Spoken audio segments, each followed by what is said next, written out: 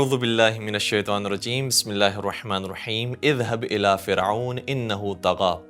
فقل هل لك الى ان تزكى واهديك الى ربك فتخشى۔ ناظرین کرام، سب سے پہلے ہم پیشگی مبارکباد پیش کرتے ہیں آپ تمام کی خدمت میں عید سعید فطر کی، اور آج جو ہم نے آیت کا انتخاب کیا ہے اس میں ارشاد ہوتا ہے کہ اے موسیٰ جاؤ فرعون کے پاس، بس اس سے کہو کہ کیا تو چاہتا ہے کہ پاکیزگی اختیار کرے، اور کیا تو چاہتا ہے کہ میرے پروردگار کی طرف تیری رہنمائی کروں تو اس سے ڈرنے لگے۔ دیکھیں کتنا خوبصورت انداز ہے کہ جو حضرت موسیٰ علیہ السلام نے اختیار کیا، اور یہ حکم فرمایا پروردگار عالم نے کہ اے موسیٰ تم فرعون کے مقابلے پر بھی یہ انداز اختیار کرو۔ اور دوسرے مقام پر بھی ہمیں یہ آیت ملتی ہے کہ فَقُولَا لَهُ قَوْلًا لَيِّنًا، کہ اے موسیٰ جب تم جاؤ فرعون کے سامنے تو اسے نرمی سے گفتگو کرو۔ عزیزان گرامی، پیغمبر اکرم کو بھی کئی مرتبہ یہی حکم دیا گیا، اور یہ ارشاد بھی فرمایا گیا کہ فَبِمَا رَحْمَةٍ مِّنَ اللَّهِ لِنْتَ لَهُمْ وَلَوْ كُنْتَ فَظًّا غَلِيظَ الْقَلْبِ لَانفَضُّوا مِنْ حَوْلِكَ۔ اے رسول، آپ پروردگار کی رحمت کی وجہ سے اتنے نرم دل ہیں کہ لوگ آپ کے قریب جمع ہو گئے ہیں، اور اگر آپ سخت دل ہوتے اور تندی سے بات کرنے والے ہوتے تو لوگ پراکندہ ہو جاتے۔ اور اس کے ساتھ ساتھ قرآن مجید کی آیت یہ بھی ہے کہ وَإِنَّكَ لَعَلَىٰ خُلُقٍ عَظِيمٍ، اے رسول ہم نے آپ کو اخلاق عظیم پر فائز کیا ہے، یعنی آپ سے بہتر اخلاق رکھنے والا اور کوئی نہیں ہے۔ اور یہ بتا رہا ہے، اس بات کی طرف نشاندہی کر رہا ہے کہ پیغمبر کا دین چونکہ عالمی دین ہے اور ان کا دین قیامت تک باقی رکھنے والا ہے، تو اس کے لیے کون سا سرمایہ ان کے پاس موجود ہے؟ کوئی سرمایہ نہیں ہے، نہ کوئی مال ہے، نہ کوئی دولت ہے، نہ کوئی شہرت ہے، نہ کوئی حکومت ہے۔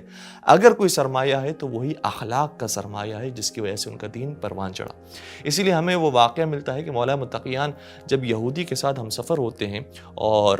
جب اس کا راستہ جدا ہو رہا ہوتا ہے تو دیکھتا ہے کہ مولا متقیان اس کے راستے کی طرف آگے بڑھ جاتے ہیں، تو عرض کرتا ہے کہ اے علی، کوفے کا راستہ اس طرف ہے، بصرہ کا راستہ اس طرف ہے۔ تو اس وقت میرے مولا بیان فرماتے ہیں کہ مجھ سے میرے نبی نے کہا ہے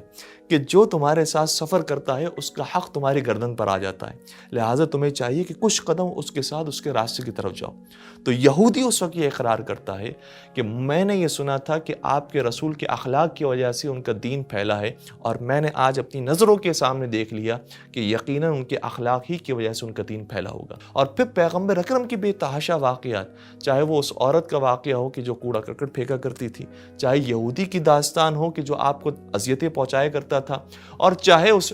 بڑھیا کی بات ہو کہ جس کا سامان اٹھا کر اور ڈول اٹھا کر پیغمبر اس کے گھر تک پہنچا گئے تھے، اور پھر اس بڑھیا نے کہا تھا کہ اے شخص، میں تجھے ایک نصیحت کرنا چاہتی ہوں کہ ایک یہاں پر ایک شخص آیا ہے کہ جو کاہن ہے اور جو شاعر ہے اور جو ساحر ہے، اور لوگوں کے دلوں پر وہ اثر کرتا ہے، لہٰذا اس کے قریب نہ جانا۔ جب اس کا نام پوچھا تو بتایا گیا کہ اس کا نام محمد ہے، تو پیغمبر فرماتے ہیں کہ میں ہی وہ محمد ہوں۔ اور پھر وہ بڑھیا کہتی ہے کہ اگر آپ ہی محمد ہے تو آپ کے اخلاق کریمانہ کو دیکھ کر میں بھی دین اسلام میں داخل ہونا چاہتی ہوں۔ تو عزیزان گرامی، پورے ماہ رمضان کا خلاصہ یہ ہے کہ اگر ہم واقعاً دیندار بننا چاہتے ہیں تو پیغمبر کی سیرت پر عمل پیرا ہوتے ہوئے ہمیں بھی اخلاق حسنہ کا مظاہرہ کرنا ہوگا۔ والسلام علیکم ورحمۃ اللہ وبرکاتہ۔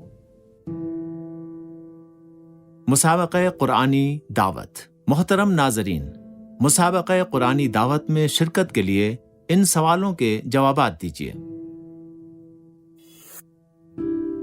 30ویں حصے کا سوال کچھ یہ ہے: سورہ نازعات کی آیت نمبر 18 اور 19 کے مطابق حضرت موسیٰ علیہ السلام کی تبلیغ کی خاص بات کیا تھی؟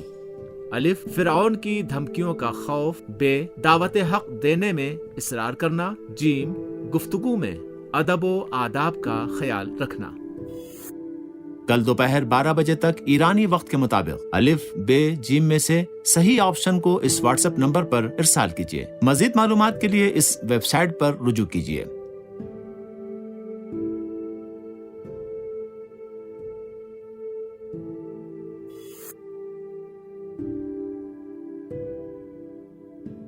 رمضان المبارک کے اختتام پر 10 شرکاء کو قرآن اندازی کے ذریعے انعامات سے نوازا جائے گا۔